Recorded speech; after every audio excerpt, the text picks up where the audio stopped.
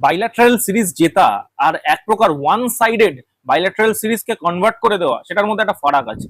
এই যে সিরিজটা ইন্ডিয়া ভার্সেস আফগানিস্তানের হলো ওয়ান ডে সিরিজ, সেটা মানে একদমই ওয়ান সাইডেড এবং একতরফা হয়েছে। এই আফগানিস্তান টিম কিন্তু ওয়ার্ল্ড কাপের সময় রীতিমতো কম্পিটিশন দিচ্ছিল।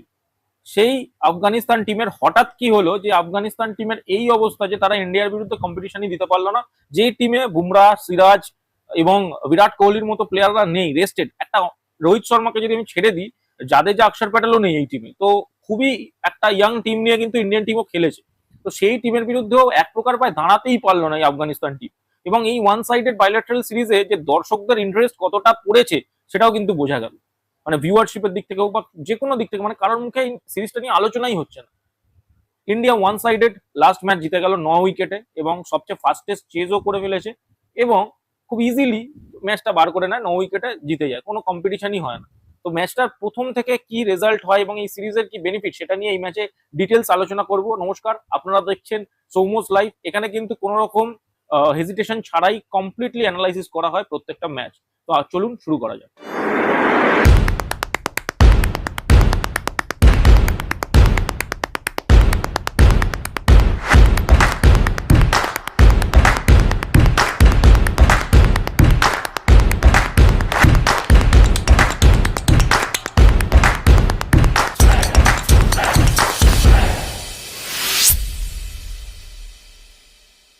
প্রথমে আসি টসে। টস জেতে ক্যাপ্টেন হাশমাতুল্লাহ শাহিদি আফগানিস্তানের এবং ব্যাটিং করার সিদ্ধান্ত নেয়, কারণ গত ম্যাচে বোলিং করার সিদ্ধান্ত নিয়ে ফেঁসে গেছিলেন, 400 রান কনসিড হয়ে গেছিল। তো এই ম্যাচে ব্যাটিং করার সিদ্ধান্ত নেয়। স্টার্টিং আবারও খারাপ, আমি বলবো সবচেয়ে ডিসঅ্যাপয়েন্ট যে করেছে আফগানিস্তানের হয়ে তার নাম ইব্রাহিম জাদরান, যার থেকে সবচেয়ে বেশি এক্সপেকটেশন ছিল। ওয়ার্ল্ড কাপের সময় যে সবচেয়ে বেশি এফিসিয়েন্ট খেলেছিল, যার টেকনিক নিয়ে সবাই বলে যে তার মধ্যে একটা প্রপার ক্লাস ব্যাটসম্যান হওয়ার টেকনিক আছে, সেই ইব্রাহিম জাদরানই সবচেয়ে বেশি ডিসঅ্যাপয়েন্ট করেছে। 18 বলে মাত্র 11 রান করে এবং প্রসিদ্ধ কৃষ্ণা আউট করে দেয়। আজ মানে এই ম্যাচে মানে যে পজিটিভ পয়েন্ট ছিল সেটা হলো প্রসিদ্ধ কৃষ্ণা। এক একদিন প্রসিদ্ধ কৃষ্ণা যে কি বোলিং করে আপনি চিন্তা করতে পারবেন, তাকে দেখে দেখে সত্যিকারে মানে একটা প্রপার ফাস্ট বোলার মনে হয় যায়, একদম মানে সুইং করে কাঁপিয়ে বোলিং করতে পারে সে, মানে দামার দাপিয়ে বেরিয়েছে। এক প্রকার আফগানিস্তানের ব্যাটসম্যানদের কাছে কোনো জবাবই ছিল না। প্রথম গুরবাজকে আউট করে প্রসিদ্ধ কৃষ্ণা 7 বলে 5 রান করে, দেন ইব্রাহিম জাদরানকে আউট করে 18 বলে 11 রান করে, দেন রহমত শাহকে আউট করে 15 বলে 5 রান করে এবং রাসুলিকে আউট করে 5 বলে 1 রান করে। দেন হাসমাতুল্লাহ শাহিদি এবং আজমাতুল্লাহ ওমরজাই, এরা দুজন মিলে একটা খুব ভালো পার্টনারশিপ করে। 36 রানে 4 উইকেট থেকে সেটা 141 রান অব্দি নিয়ে যায় এবং আজমাতুল্লাহ ওমরজাই 56 বলে 50 রান করে প্রিন্স ইয়াদবের শিকার হয়।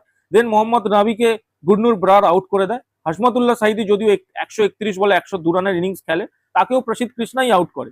রাশিদ খান, আল্লাহ গাজানফার পরের দিকে একদমই তারা কন্ট্রিবিউশন নেই বললেই চলে। এবং আফগানিস্তান যে ম্যাচে অন্তত পক্ষে 250 ষাট হওয়া উচিত ছিল, সেই ম্যাচে মাত্র 218 রানে 44 ওভারের মাথায় অল আউট হয়ে যায়। ইন্ডিয়া নামে ব্যাটিং করতে এবং ইন্ডিয়ার ব্যাটিং এ ইয়াশস্বী জয়সওয়াল এবং রোহিত শর্মা দুজনেই কম্পিটিশন করছিল কে কত তাড়াতাড়ি খেলে 100 মারতে পারে এবং জিতে যেতে পারে, কারণ বোলিং এ কোনো মানে কম্পিটিশনই ছিল না। তো ইয়াশস্বী জয়সওয়াল 86 বলে 110 রান করে নট আউট থেকে যায়, তার সেকেন্ড সেঞ্চুরি হয়ে গেল কিন্তু ওয়ানডে ক্রিকেটে। এবং রোহিত শর্মা আনফর্চুনেট, এই সিরিজে তার থেকে অনেক বেশি এক্সপেকটেশন ছিল যে সে অনেক বেশি রান করবে, সেটা সে করতে পারলো না। বাট এই ম্যাচেও কিন্তু 69 বলে 79 রান করে, খারাপ নয়, বাট তার থেকে যে সেঞ্চুরির এক্সপেকটেশনটা আমাদের ছিল সেটা হয়তো আমরা দেখতে পেলাম না এই ম্যাচে। এবং শ্রেয়াস আইয়ার অবশ্যই ব্যাটিং সেভাবে পায়নি, বাট যেটুকু পেয়েছে 19 বলে 20 রান করে, তার থেকেও কিন্তু বড় রান ডিউ আছে। এবং ইন্ডিয়া মাত্র মাত্র কি বলবো মাত্র 28 ওভার 4 বলের মাথায় 224 রান চেস করে এবং 9 উইকেটে ম্যাচটা জিতে যায়।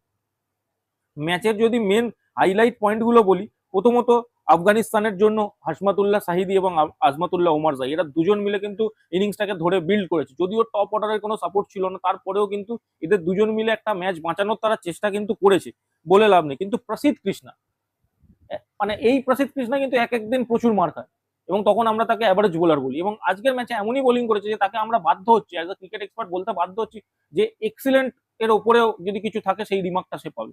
তার কারণ এইরকম বোলিং, 8 ওভারের মাথায় 23 রান দিয়ে 5 উইকেট এবং ওয়ানডের প্রথম 5 উইকেট, কেরিয়ারের ফার্স্ট টাইম 5 উইকেট নেওয়া, মানে সত্যি একদম এক্সেপশনাল বোলিং। মানে এই অ্যাকচুয়াল ডিফারেন্স যেটা ক্রিয়েট হলো এই ম্যাচটাতে, সেটা কিন্তু এই ইন্ডিয়ান বোলিং সাইড এবং প্রসিদ্ধ কৃষ্ণার জন্যই কিন্তু হলো। হাশমাতুল্লাহ শাহিদি একা পড়ে গেছিল। মেন কথা আফগানিস্তানের জন্য যদি কথা বলি, একা ম্যাচ বাঁচানো কখনো ইজি হয় না, এবং হাশমাতুল্লাহ শাহিদি একা কিছুটা কন্ট্রিবিউশন করেছে হাশমাতুল্লাহ ওমর সাহেব, বাট তাদের ক্ষেত্রে আরো দু একজনের কন্ট্রিবিউশন, বিশেষ করে রেহমানুল্লাহ গুরবাজ, ইব্রাহিম জাদরান, এদের কন্ট্রিবিউশন আরো বেশি দরকার ছিল এবং একটা বড় পার্টনারশিপ দরকার ছিল, সেটা কিন্তু তারা করতে ব্যর্থ হয়। এবং ভারতের রান চেস শুরু হওয়ার আগেই কিন্তু ম্যাচটা কোথাও গিয়ে ফিনিশ হয়ে গেছিল, যেখানে 208 রান এবং চেন্নাইয়ের চিদম্বরমের পিচ, সেখানে কিন্তু মানে ম্যাচ অনেক আগেই ফিনিশ ছিল। যদিও সেটাকে আরো বেশি করে কার্যকর করেছে রোহিত শর্মা এবং যশস্বী জয়সওয়াল। তারা এমনই খেলেছে যে ম্যাচ মানে কত তাড়াতাড়ি শেষ হবে সেইটা নিয়ে মানে কি চলছিল, এটা চলছিল যে কত তাড়াতাড়ি ম্যাচটা শেষ হবে। যদিও নেট রান রেটের কোনো ব্যাপার নেই, সিরিজ অলরেডি ইন্ডিয়া জিতে গেছিল। তবে যশস্বী জয়সওয়াল, যার কথা কিন্তু বলতেই হয়, যশস্বী জয়সওয়াল সুযোগ তখনই পাবে যখন শুভমান গিল বা রোহিত শর্মা কেউ একজন আনঅ্যাভেলেবেল থাকবে। এটা কিন্তু মাথায় রাখতে হবে, কারণ বিরাট কোহলি যখনই দলে চলে আসবে তখনই কিন্তু এদের দুজনের মধ্যে কেউ চান্স পাবে না। এরাই দুজন খেলবে, যশস্বী জয়সওয়াল চান্স পাবে না। এই লাইনে তো এখন ঈশান কিষানও আছে, যদিও আমার মনে হয় ঈশান কিষানকে ওয়ানডেতে এবার মিডিল অর্ডারেই দেখা হবে। বাট এই জিনিসটা কিন্তু মাথায় রাখতে হবে যে যশস্বী জয়সওয়াল ইজ কমপ্লিটলি রেডি, এবং আনফরচুনেট যে সে 3টে ফরম্যাট খেলতে পারছে না, এটা একটা আনফরচুনেট, কারণ 3টে ফরম্যাটের জন্য সবচেয়ে বেস্ট প্লেয়ার যদি এখন কেউ থেকে থাকে সেটা যশস্বী জয়সওয়াল।